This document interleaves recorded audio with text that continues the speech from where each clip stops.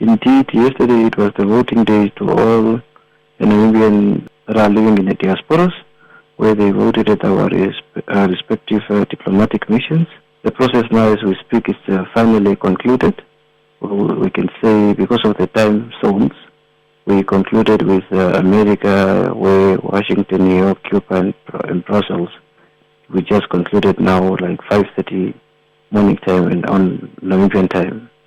Mm-hmm. So as we speak now, the elections have been finalized at all the missions, and the Namibians participated yesterday by exercising their democratic right, and they casted their vote respectively.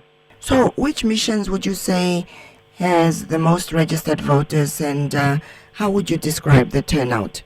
Thank you for the questions. Based on the GRV, General Registration of Voters, at foreign missions we managed to register 2,804 during the period of June to 1st of August 2024. And South Africa, Cape Town, had the highest registered voters with 1,141.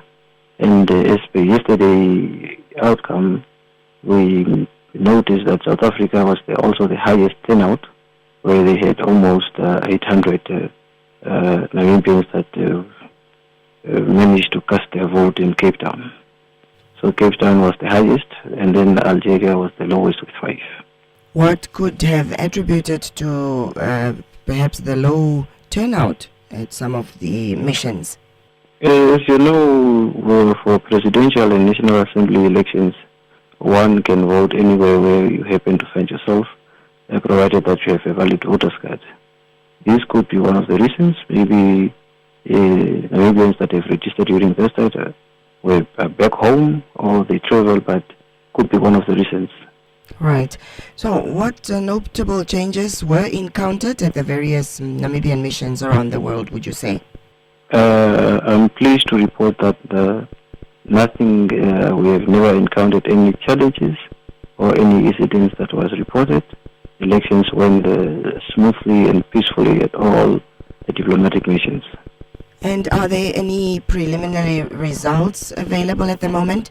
As outlined in the Electoral Act, Section 105, subsection 6, it says that all the results should be announced by polling stations. And as I alluded earlier, all polling stations are already closed, and the results are published at the respective polling stations. So those Namibians in the diasporas, they are able to see the results at the polling station that are published accordingly as prescribed by the law. All right. Well, let me thank you so much, sir. Was there anything that you wanted to add at this juncture?